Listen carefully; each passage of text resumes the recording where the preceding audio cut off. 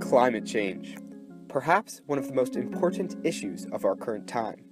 Politics aside, few people agree how to best address this threat to our planet. One partial solution is called carbon sequestration, and it is an attempt to slow or even undo some of the damage humans have done to the atmosphere. The process involves capturing and isolating carbon from the air and storing it away in a permanent location. That way, less carbon is in our atmosphere to contribute to the greenhouse effect, which traps the sun's radiation coming into the atmosphere, as well as the radiation coming back off the planet. Oftentimes, a carbon sequestration device will be affixed directly to a large carbon source, such as a fossil fuel power plant, to reduce its carbon emissions. It's generally perceived as a short-term fix for a long-term problem. Carbon sequestration is just one potential piece of a comprehensive plan to combat climate change, but many individuals and organizations are involved in the decision to construct a carbon sequestration facility. Let's take a look at some of the stakeholders and what's at stake. Large companies such as ExxonMobil or Chevron here in the United States are the primary facilitators behind carbon sequestration. In any question of energy policy, these large companies must carefully consider the long-term cost of the venture. Cost-based models are especially problematic when it comes to the environment. What price, for example, would we place on the extinction of a species? It's hard to say how something like that would affect an ecosystem, and some may find it immoral to even make an estimate. And yet, when it comes to climate solutions, large companies sometimes disregard capital concerns entirely. That's because of something else at stake, their brand. Big energy companies rely on a consumer populace that likes to know that these companies are doing what's best for the environment. And sometimes that means making a decision that doesn't make immediate economic sense. Green organizations, climatologists, and engineers are also deeply involved in the issue of carbon sequestration. For one, they have brought this technology from relative obscurity into the forefront of environmental discussion. These organizations and individuals work exclusively for the health of the environment. So, unlike energy companies, which seek to maintain success and a positive reputation over the long term, green organizations and scientists are concerned mostly for the short-term threat to climate as well as the long-term health of the planet, and they see the imminent danger of climate change.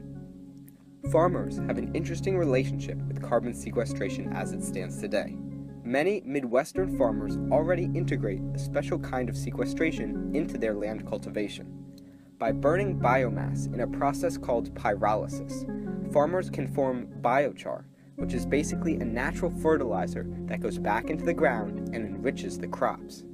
Facilities to create biochar are expensive, so small farmers who wouldn't bear the brunt of the manufacturing costs end up benefiting the most. Big farmers who may be part of a tightly run organization do not bother with the additional cost and time losses. Farmers as a whole are mostly concerned with the short-term threats to climate, as carbon sequestration today could see immediate positive effects on crop yields. Government has had a contentious relationship with the concept of climate change, made worse by the divisiveness of politics. By and large, politicians are interested in the short-term issues of climate change, the issues which are real and concrete to some areas of the nation impacted most by these changes. With election cycles always around the corner, support of carbon sequestration sends a clear and decisive message of support for combating climate change. But, of course, the reception of such a decision depends on the opinions of the public. That brings us to our final stakeholder, the public. The public is a vast population with many different viewpoints, a mix of both long-term and short-term concerns. So what does the public think of climate change? And what about carbon sequestration? A helpful metric of predicting public opinion in the future is by studying the people who will live in it. A recent Howard County Public High School poll asked 233 Maryland students a variety of questions on what they understood about climate change. The results? Over 77% of students felt they knew a lot or a moderate amount about climate change through media and educational coverage. Also, 89% of students were mostly convinced or completely convinced that the greenhouse effect is underway. However, just 51% of students deemed global warming a serious and pressing problem that requires immediate action. It seems that students understand much about the existence of climate change, as well as some of the science behind it, but not how immediate of a problem it is. We see that long-term and short-term concerns of the public are about split 50-50. Granted, this is an area with a strong educational system, but many of its residents have not seen immediate impacts of climate change. Take New Orleans, for example. Sitting near the intersection between the Mississippi River and the Gulf of Mexico, rising waters have made an insidious approach on the city over the past few years. This is the result of rising temperatures associated with the greenhouse effect, causing the water molecules to gain energy and expand, resulting in higher sea levels. Perhaps students in New Orleans high schools may view global warming as a more serious and pressing problem than students in Maryland, knowing that New Orleans may soon be underwater. Maybe their view of climate change is more short-term than the views of students in Maryland. Carbon sequestration is just one technology in a vast array of integrated solutions to climate change. By examining this one technology, we were able to reveal the various stakeholders and their differing viewpoints and priorities.